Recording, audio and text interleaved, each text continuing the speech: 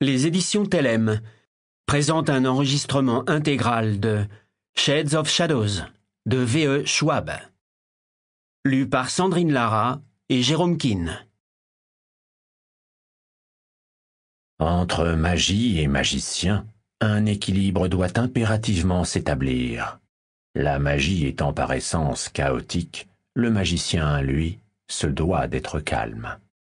Une conscience fragmentée est un bien mauvais réceptacle pour le pouvoir. Celui-ci se déversera par toutes ses fêlures, sans but ni mesure. Tyrone Sirens, grand prêtre du sanctuaire de Londres.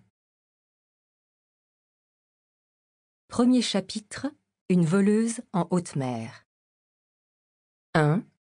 Mer arnésienne. Délilabarde avait le don de s'attirer des ennuis. Mieux valait aller au-devant d'eux que se laisser surprendre. Voilà ce qu'elle avait toujours pensé. Mais ce jour-là, à la dérive sur l'océan dans un canot à 2 places, dépourvu de rames, sans la moindre terre à l'horizon, avec pour unique ressource la corde qui lui liait les poignets, elle commençait un peu à en douter. Par cette nuit sans lune, la mer, tout autour d'elle, reflétait à l'infini l'obscurité étoilée.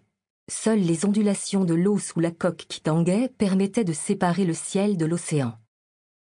D'ordinaire, ce miroitement incommensurable donnait à Lila l'impression de se trouver au centre exact de l'univers. Mais ce soir-là, sur son embarcation en perdition, il lui donnait plutôt envie de hurler. Les yeux plissés, elle observa au loin le scintillement des lanternes du navire que leur teinte rougeâtre distinguait de la lumière des étoiles. Le bateau, son bateau, s'éloignait lentement, mais sûrement.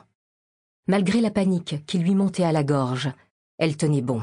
« Je suis Délilabarde, voleuse, pirate et voyageuse », se répétait-elle, bien décidée à ignorer la brûlure de la cordelette sur sa peau. « J'ai visité 3 mondes différents et j'y ai survécu.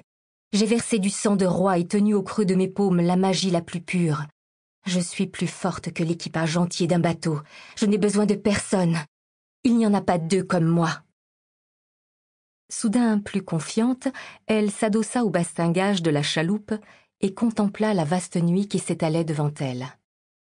Ça pourrait être pire. Juste au moment où elle se faisait cette réflexion, une vaguelette d'eau froide vient lécher ses bottes. En baissant les yeux, elle découvrit un trou dans la coque. Pas bien grand, certes, mais c'était une piètre consolation. Sample complete. Ready to continue?